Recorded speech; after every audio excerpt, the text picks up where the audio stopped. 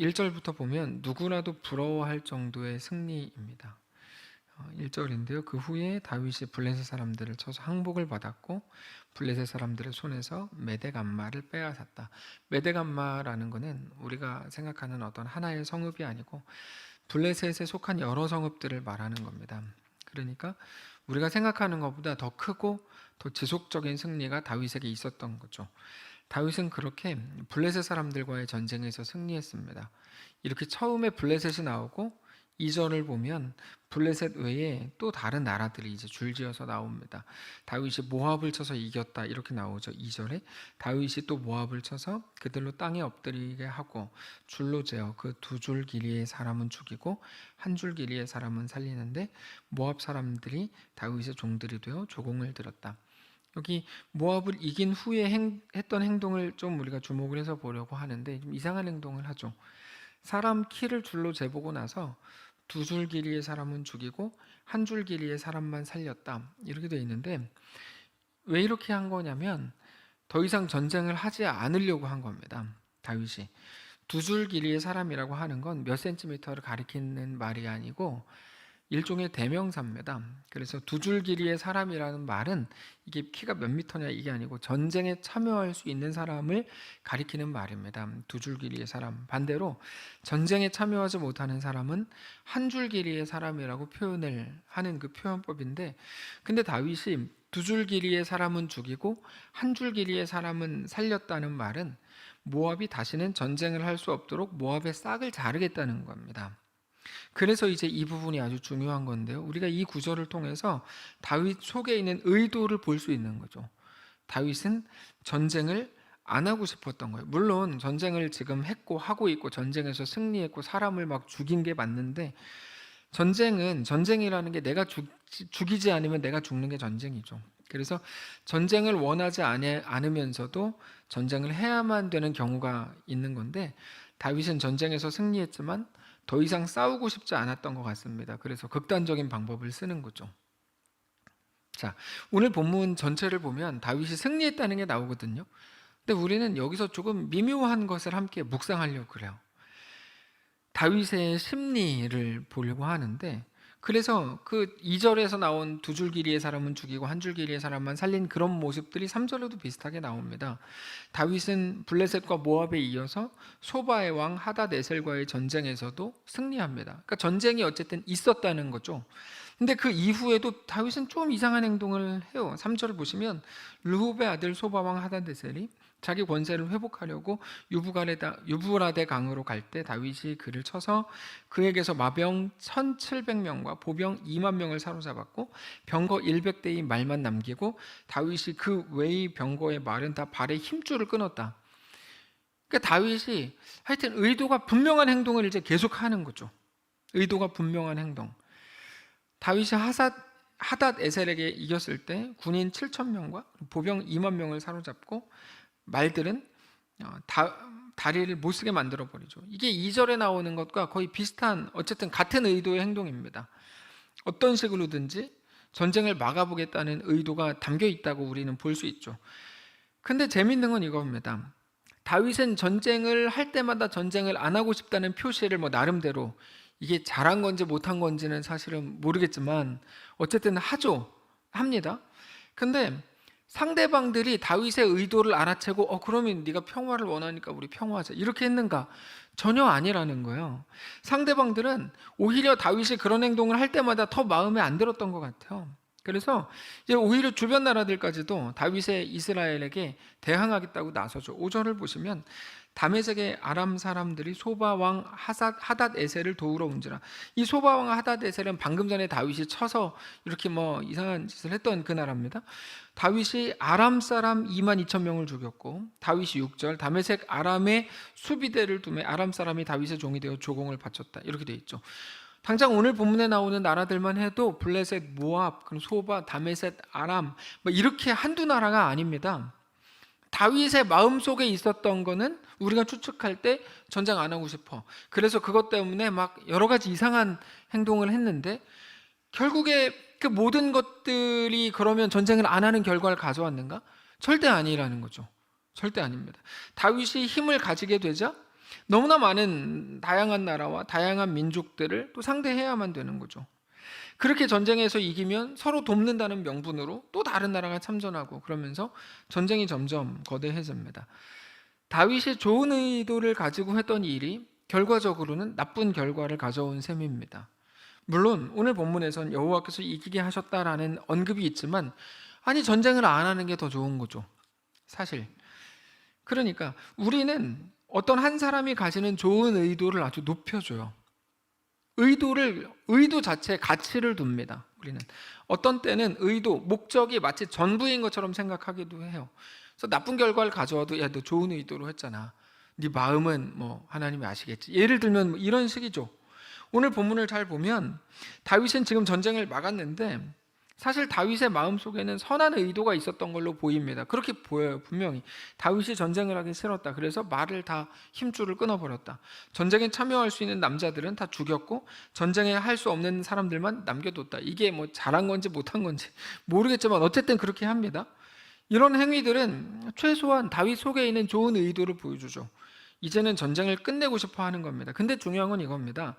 다윗의 뜻이 아무리 선하고 좋은 의도라고 해도, 그렇다고 해서 다른 모든 나라들이, 다른 모든 사람들이 그의 좋은 의도를 알아주는 것은 아니라는 사실이고, 그리고 좋은 의도가 꼭 좋은 결과를 가져오는 것은 아니라는 사실이죠. 물론 반대로도 말할 수 있어요.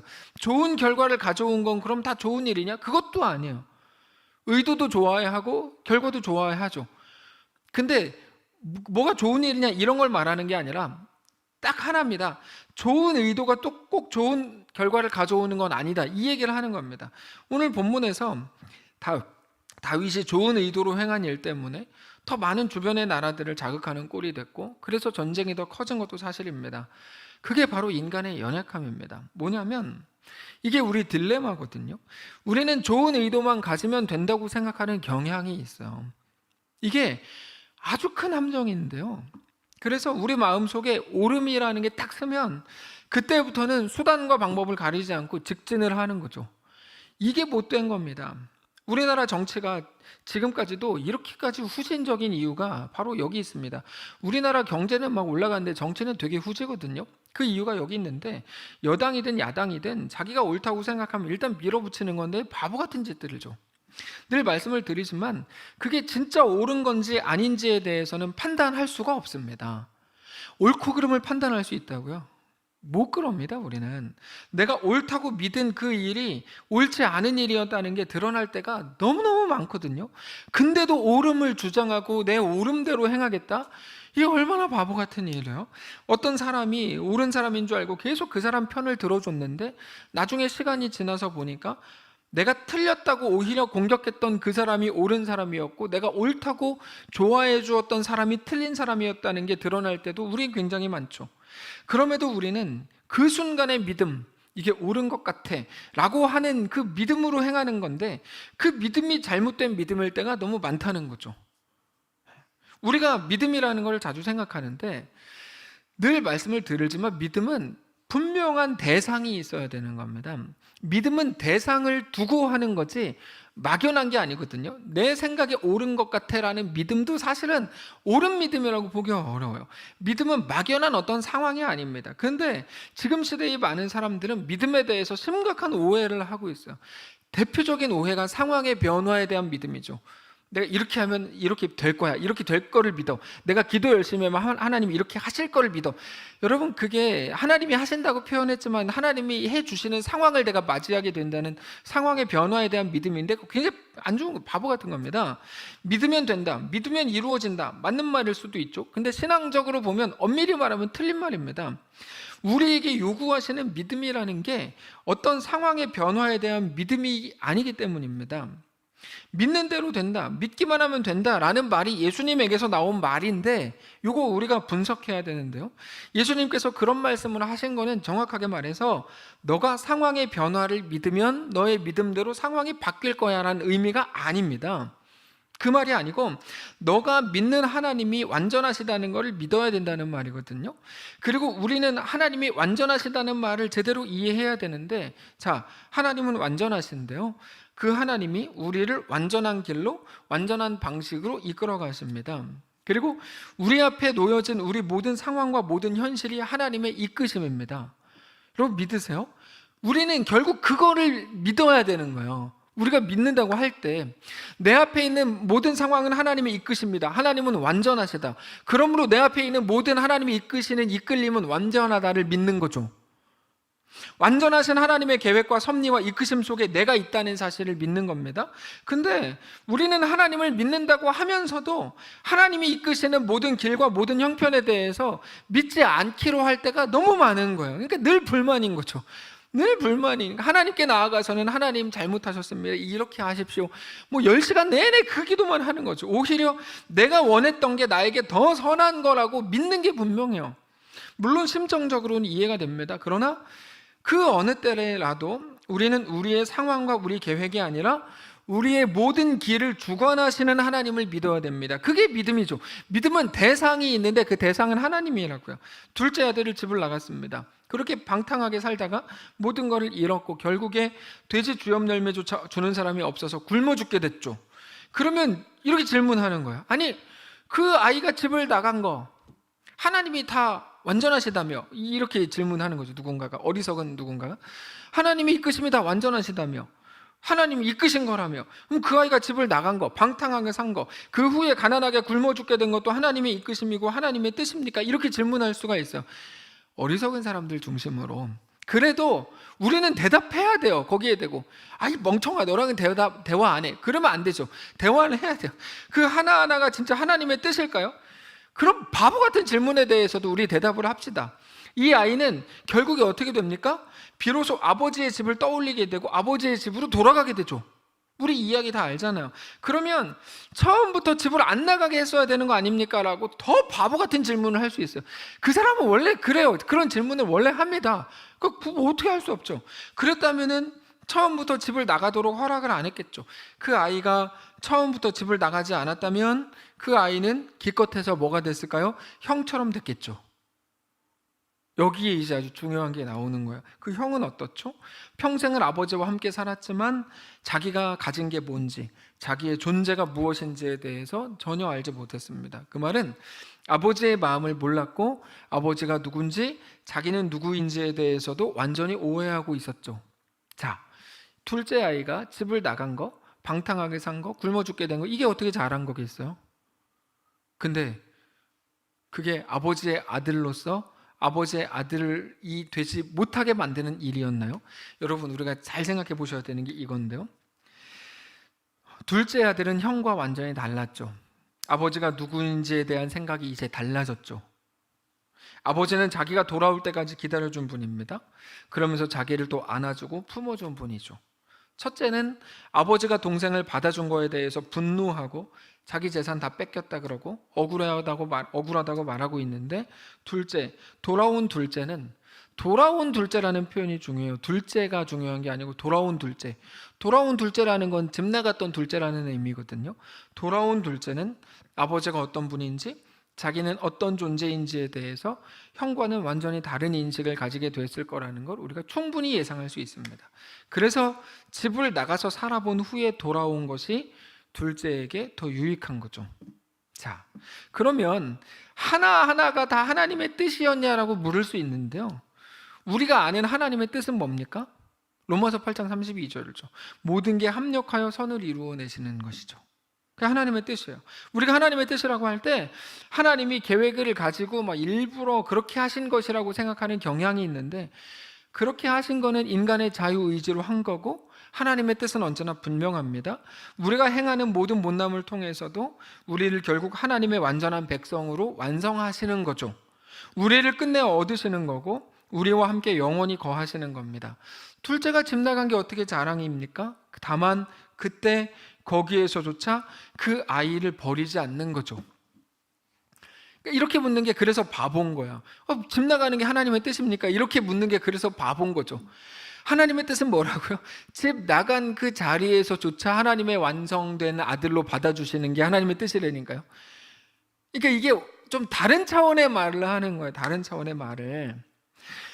집 나간 그 자리에서조차 아이를 버리지 않는 게 아버지의 뜻이고 그 아이를 끝까지 기다려주는 겁니다. 왜요? 어떻게 기다려줄 수 있습니까? 하나님은 아시기 때문이죠. 우리 연약함과 한계를 아십니다.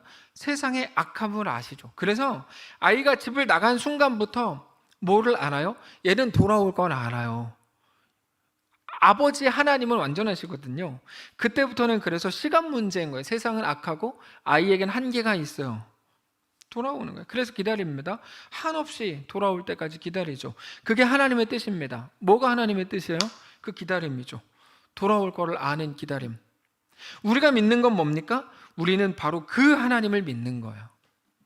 우리의 의도가 완전해서 다윗을 봐라. 다윗이 이런 좋은 의도를 가졌다. 너희도 좋은 의도를 가져라가 말도 안 되는 소리가 되는 겁니다. 그래서 오늘 본문이 우리에게 보여주는 건 이거죠. 다윗을 봐라. 다윗이 좋은 의도를 가졌다 치자. 그럼 그가 좋은 결과를 만들어낼 수 있는 사람이냐? 아니거든요. 그럼에도 하나님은 어떻게 하세요? 그를 통하여 결국 모든 것들을 아름답게 만드시는 거죠. 그래서 우리를 하나님은 절대로 포기하지 않으시는 거고, 우리를 끝내 얻으실 하나님을 믿는 겁니다. 우리가 믿는 건 뭐죠? 하나님이시죠. 완전하시고 전능하신데 우리를 사랑하시는 분이라는 걸 믿는 거예요. 그래서 우리의 믿음이라는 거는 단지 지금 상황이 어떻고, 내가 기도 열심히 해가지고 원하는 대학을 갔고 내가 원하는 일이 이루어지는 시기에 그런 상황과 형편과 오늘 우리가 사는 이 땅에 속한 게 아니고, 모든 상황과 형편 속에서도 우리를 끝내 버리시지 않고, 여기서 말하는 모든 상황과 형편이라는 것은 내 못남과 내 죄성과 내 연약함으로 만들어 나갈 모든 못난 결과물들까지도, 그러므로 우리를 버리시지 않고 우리를 결국 하나님의 자녀로 얻으실 우리 하나님을 믿는 겁니다. 그래서 오늘 본문을 한마디로 정리하면 다윗의 의도와는 아무 관계없이 이겁니다. 다윗은 부족했지만 하나님은 완전하셨다. 이게 오늘 말씀의 핵심입니다. 다윗은 부족했지만 하나님은 완전하셨다. 여러분, 마가복음 몇 장이었죠? 우리가 4장이었죠. 4장에 보면 몇 가지 비유가 연달아 나오죠. 많은 기독교인들이 가장 오해하는 것 중에 하나가 씨 뿌리는 비유죠. 30배, 60배, 100배의 결실을 맺은 비유. 좋은 땅이 되라. 말도 안 되는 소리라고 말씀을 드렸죠. 우리는 죽었다 깨나도 좋은 땅이 될 수 없는데 무슨 소리로 좋은 땅이 되라는 거야. 고린도전서 1장을 읽어보시면 하나님이 좋은 땅을 기다리시지도 않고 글을 쓰시지도 않아요. 여전히 못나고 부족한 자들을 쓰신다고 하셨음에도 불구하고 그거 하나. 그래서 그 바로 다음에 이어서 나오는 예수님의 해석만 잘 봐도 그게 어떤 뜻인지 다 알거든요. 근데 앞에 것만 보고 이제 말하기 쉽게 말하는 건데, 무슨 말입니까? 우리는 좋은 땅을 만들어낼 능력이 없고, 겨자씨 비유도 마찬가지죠. 어떤 나무들보다 가장 작은 씨가 겨자씨인데 그거를 뭘 해요? 하나님께서 풍성한 가지가 만들어지게 하셔서 새들이 깃들이게 하시고, 그 사이에 낀 비유는 뭡니까? 똑같이 씨 뿌리는 비유죠. 농부는 씨 뿌린 게 전부예요. 뒤에 보면 한 개 또 있긴 있어요. 사실 농부가 씨를 뿌리고 나서 뭐 했냐면 집에 가서 쉬고 잤다고 나와요. 그러니까 농부가 한 거는 아무것도 없어요. 씨 뿌리고 그냥 잔 거밖에 없어요. 근데 땅이 스스로 열매를 맺게 했다. 그래서 마가복음 4장은 그렇게 해석이 될 수밖에 없습니다. 내가 한 건 아무것도 없다. 하나님이 하신다거든요. 오늘 본문이 마찬가지예요. 다윗은 부족했다. 하나님은 완전하셨다. 이게 오늘 본문의 핵심입니다. 6절을 보세요. 다윗이 다메섹 아람에 수비대를 두매 아람 사람이 다윗의 종이 되어 조공을 바치니라. 다윗이 어디로 가든지 여호와께서 이기게 하셨다고 돼 있죠. 우리가 여기서 하나님이 다윗에게 한 번 더 이기게 하신 것을 볼 수 있지만, 사실 우리는 다윗이 어디로 가든지 하나님이 그와 함께 하셨다라고 읽을 수 있어야 됩니다. 다윗이 어디로 가든지 해서 어디로 가든지라는 말이 진짜 어디로 갔다는 걸까요? 하나님의 함께 하심이라는 것은 그러므로 항상 전쟁에서 이긴다, 기도하면 원하는 것을 얻는다, 믿으면 다 이루어진다가 아닙니다. 다윗이 옳았기 때문에 하나님이 다윗을 이기게 하신 것도 아닙니다. 다윗은 연약했지만 하나님은 다윗과 함께 하셨던 거고, 실제로 나중에 보면 다윗이 어디까지 갑니까? 밧세바를 범하는 자리까지 가요. 그 직후에 어디 가죠? 다윗은 우리아를 죽이는 자리까지 갑니다. 우리가 가장 혐오하는 성범죄와 살인을 연속으로 저지르는 그 자리까지 결국 가거든요. 근데 그때 알게 되는 건 뭐냐면 하나님은 그 순간에도 함께 하셨다는 사실이에요. 그 순간에도 함께 하셨다는 말은 그런 다윗을 그러므로 돕거나 묵인했다 그런 말이 아니고, 그게 너무 못되고 나쁘고 죽여야 될 중범죄이지만 그거를 통해서 하나님은 하나님의 온전한 백성으로 다윗을 세우시는 방식으로 합력하여 선을 이루신 거죠. 그래서 다윗 인생에 절대로 없으면 안 되는 사건이 뭐라 그랬습니까? 밧세바 사건은 다윗 인생에 절대로 없어지면 안 되는 거예요. 골리앗 죽인 건 없어도 돼요. 예, 어차피 다윗이 골리앗만 죽였습니까? 사람을 한두 명 죽였어야죠. 골리앗 죽인 거 정도는 성경에 없어도 되는데요, 밧세바 범한 사건은 없으면 큰일 나는 거죠. 다윗 인생에. 다윗을 사람 만든 사건이거든요. 근데 매일 뭐 본받는 거는 골리앗, 그 다음에 뭐 부끄러운 건 뭐 밧세바, 이렇게 되니까 안 되는 거죠. 자, 그래서 성경이 우리에게 묻는 겁니다. 뭐를 물어요? 너도 그와 같을 것을 믿느냐, 이걸 묻는 거죠. 너라 그래, 죄송합니다. 당신도 그와 같을 것을 믿습니까? 이거야. 우리 삶에서도 하나님께서 동일하게 함께 하실 것을 믿냐는 거죠. 언제요? 그때. 언제 어디서? 거기서. 우리가 보는 모든 우리의 현실이 너무 척박하고 이거를 통해서 뭐를 하겠나 이렇게 생각을 할 만큼 어떤 상황, 어떤 형편, 어떤 연약함과 어떤 못남 속에 있더라도 여전히 우리의 아버지 되시는 신실하신 우리 하나님이 우리에게 대한 사랑과 기다리심과 이루심과 붙드심과 함께 하심을 믿느냐, 이거를 묻는 겁니다. 오늘 본문에서는 다윗이 이겼다고 나오고 실제로 전쟁에서도 이겼지만 사실 다윗이 언제나 물리적으로 이긴 건 아닙니다. 다윗은 질 때도 많았고 더욱이 자기의 욕망과 두려움에 대해 진 적도 많았습니다. 네. 그러나 그때에도 우리 하나님이 다윗과 함께 계셔서 다윗을 하나님의 온전한 자녀로 백성으로 삼으셨고, 그게 진정한 의미에서의 승리이죠. 결국에 승리를 이루는 건 누굽니까? 훌륭한 다윗입니까? 다윗은 훌륭하지 않습니다. 하나님이시죠. 다윗은 배가 고파서 대제사장만 먹을 수 있는 진설병을 거짓말로 해서 얻어먹잖아요. 우리 다 기억나시잖아요. 그러나 하나님께서는 인정한다, 이해한다, 그러시죠. 먹이시죠. 그리고도 막 안 되니까 거기 어딥니까? 그 골리앗을 죽였던 그 칼을 다시 보여주시면서 야, 너랑 나랑 이런 역사를 쓰지 않았냐? 또 보여주시죠. 지금 당장은 연약한 것 같고 실패한 것 같지만 우리 하나님은 그 모든 패배를 통해서도 결국 승리하게 하실 거라는 사실을 우리에게 말씀하시는 거죠. 그게 우리에게 대한 하나님 말씀입니다. 사랑하는 성도 여러분, 오늘 이 말씀을 통해서 우리 하나님이 누구신지 다시 한번 기억하실 수 있기를 원합니다. 우리의 믿음은 어디 있습니까? 요즘에 이 질문을 자주 하는데요, 당신의 믿음은 어디 있습니까? 우리는 자주 현실적인 기회 앞에서 약해집니다. 우리는 자주 타협하고 싶어서요, 이 기회를 놓치면, 그러면 진짜 뭐 어떻게 되는 줄 알아요. 이 기회를 놓치면 어떻게 되는 줄 안 되니까요. 진짜 그렇게 되면 내가 죽고 완전히 망할 것처럼 믿어버립니다. 그래서 신앙이고 뭐고 뭐 하나님의 요구고 뭐고 일단은 이 기회가 나를 살린다고 생각을 하는 게 분명해요. 근데 우리는 다윗이 어디로 가든지 이 표현을 늘 기억하셔야 됩니다. 다윗이 어디로 가든지가 왜 우리에게는 적용이 안 되죠? 우리에게 똑같거든요. 다윗이 어디로 가든지, 다윗이 이길 곳으로 갔어서, 다윗이 전술이 좋았어서, 다윗이 잘 싸우는 사람이라서 승리한 게 아니고 하나님이 이기게 하신 겁니다. 어디서요?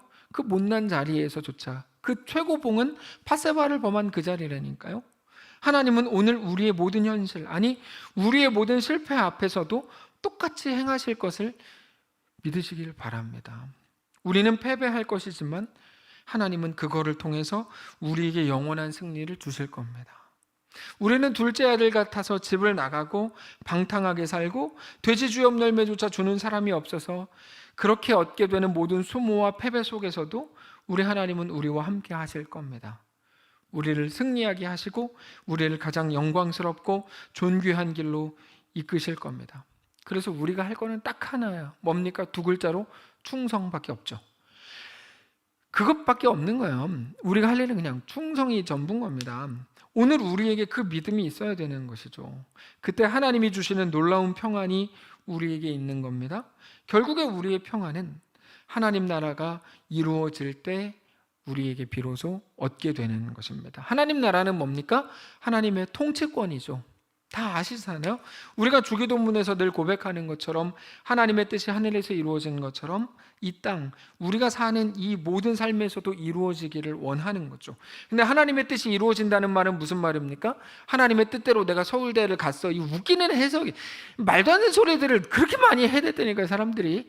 하나님의 뜻대로 내가 어떤 좋은 학교를 가고 좋은 직장을 가고, 아닙니다. 하나님의 뜻 그런 게 아니고, 하나님의 뜻은 뭡니까? 하나님 나라가 통치권이죠. 하나님의 뜻은 뭡니까? 내가 하나님 이끄심 앞에 온전히 굴복하는 거죠. 이상한 말을 하면 안 된다고요. 하나님의 그 통치권이 우리에게도 임하고 우리가 그 앞에 온전하게 굴복하게 되고 그것만이 우리에게 진정한 평안이 된다, 이겁니다. 말씀을 정리하겠습니다. 사랑하는 성도 여러분, 오늘 우리의 삶을 하나님 앞에 그렇게 정직하게 내려놓으실 수 있기를 원합니다. 우리가 끝까지 힘을 주던 모든 것에서 이제 힘을 빼고, 이것만 가지면 더 내가 유명해질 것 같고 사람들이 나를 조금 더 우러러 볼 것 같고 더 잘 될 것 같고, 그러면 그걸로 하나님을 섬기면 될 것 같은 함정에서 제발 나오십시오. 그래서 가장 못된 이야기가 이거죠. 하나님 나를 잘 되게 해주시면 10에 2조를 하겠습니다. 이게 아주 웃기는 말이죠. 아주 웃기는 말이에요. 그렇지 않습니까? 함정입니다. 이제는 우리의 삶이 온전히 하나님께 속했음을 고백하고 우리의 모든 상황에서 이제는 하나님을 믿으심으로, 모든 상황에서 하나님을 믿으심으로, 그 어떤 형편 속에서도 그 믿음으로 진정한 평안을 소유하게 되는 성도들 되시기를 바랍니다. 찬양합시다. 하나님 한 번도 나를 실망시키신 적 없고 언제나 공평과 은혜로 나를 지키셨네. 찬양합시다.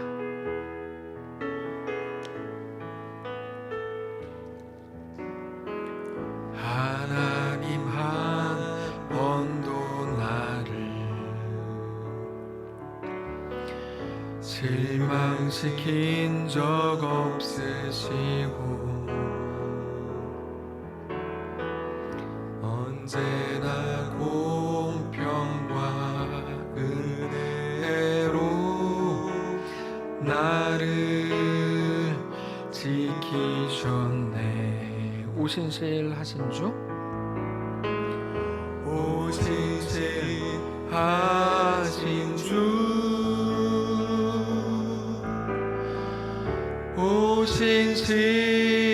오신실하신 주, 내 너를 떠나지도 않으리라, 내 너를 버리지도 않으리라,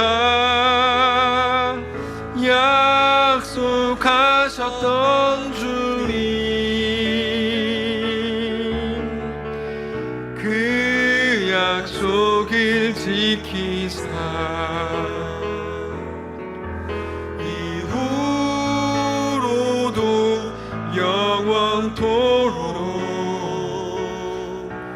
나를 지키시리라 확실히. 2절로 합시다. 지나온 모든 세월들, 지나온 모든 세월들 돌아보아도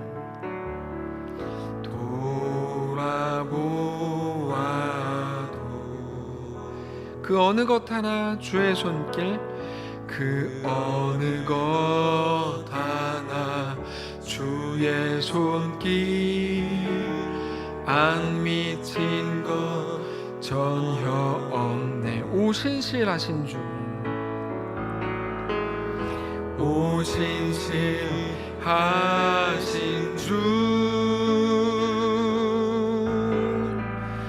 오신실하신 주, 내 너를 떠나지도 않으리라, 내 너를 떠나지도 않으리라, 내 너를 버리지도 않으리라, 약속하셨던 주님, 그 약속을 지키사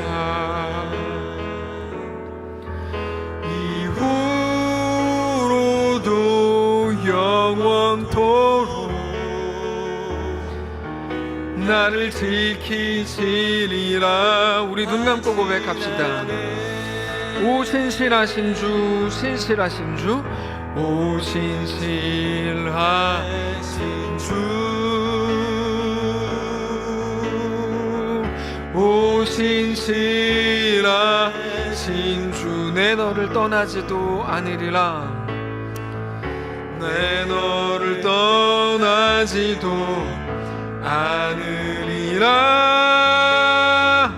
내 너를 버리지도 않으리라. 약속하셨던 주님,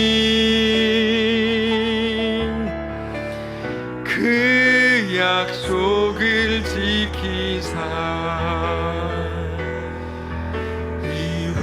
이후로도 영원토록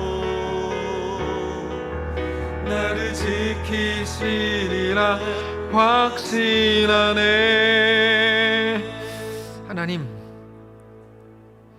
하나님의 약속이 변하지 않는 것임을 우리가 믿습니다. 그것보다 상황과 내 감정과 형편과 내 현실과 내 오늘의 이 기회가 분명히 더 커 보였습니다. 어떤 핑계를 갖다 대도 아니요, 그게 더 커 보였습니다. 이제 하나님의 약속의 말씀을 오늘 붙들기를 원합니다. 너가 어디로 가든지 너와 함께 하리라. 너의 어떤 못남도 내가 다 안다. 내가 너 잘할 걸로 기대해서 너를 부른 게 아니다. 오히려 못나서 부른 거다. 결국 내가 이룬다. 말씀하신 하나님의 그 약속의 말씀을 따라 오늘의 모든 못남 속에서도 그러므로 담대하고 씩씩하고 넉넉하게 주 앞에 충성할 수 있는 자들 되기를 원합니다. 우리와 함께 해 주옵소서. 하나님과 어떤 것에도 매이지 않기를 원합니다. 핑계와 변명이 되지 않게 하시고 오히려 나에게 힘겹게 된 하나님을 섬길 수 없을 것 같은 모든 방해물과 장애물과 어려움들, 그것들이 내가 과감히 포기할 수 있는 것들 되게 하시고 오히려 내 진정성이 더 드러나며 내가 하나님의 사람이었음을 더 고백할 수 있는 귀한 장치들이 될 수 있도록 인도하옵소서. 그래서 어떤 이들은 그런 것들에 의해 무너지지만 오히려 더 많은 하나님의 사람들이 그런 것들이 있음에도 주를 찾고 주께 충성하게 되는 멋있는 교회 되기를 원하오니 우리와 함께 해 주옵소서. 부활신앙으로 세상이 깜짝 놀라는 결정들과 선택들이 우리 속에 채워지기를 원합니다. 결국 역사하실 우리 하나님을 믿음으로 바라보게 하시고 우리 주님과 함께 늘 승리하는 우리가 되게 하옵소서. 우리는 어떤 것으로도 승리를 만들어낼 수 없습니다. 하나님이 하시죠. 그 하나님을 오늘 신뢰하며 믿음으로 그러므로 충성하는 결정들이 우리 속에 넘쳐나게 하시고 우리 주님과 함께 우리 인생을 내어 던지는 정말 멋있는 그리스도인들 다 되도록 축복하시옵소서. 우리에게 남겨진 또 3일의 시간 동안에 더 깊이 묵상하고 주님을 생각하고 우리가 만나는 모든 일들 위에 그 속에서 하나님과 믿음으로 동행하는 거룩한 성도들 다 되도록 인도하시옵소서. 우리 주인 되신 살아계신 예수님의 이름으로 기도합니다. 아멘. 하늘에 계신 우리 아버지요, 이름이 거룩히 여김을 받으시오며 나라가 임하옵시며 뜻이 하늘에서 이룬 것 같이 땅에서도 이루어지이다. 오늘 우리에게 일용할 양식을 주시옵고 우리가 우리에게 죄진 자를 사하여 준 것 같이 우리 죄를 사하여 주시옵고 우리를 시험에 들게 하지 마시옵고 다만 악에서 구하시옵소서. 대개 나라와 권세와 영광이 아버지께 영원히 있사옵나이다. 아멘.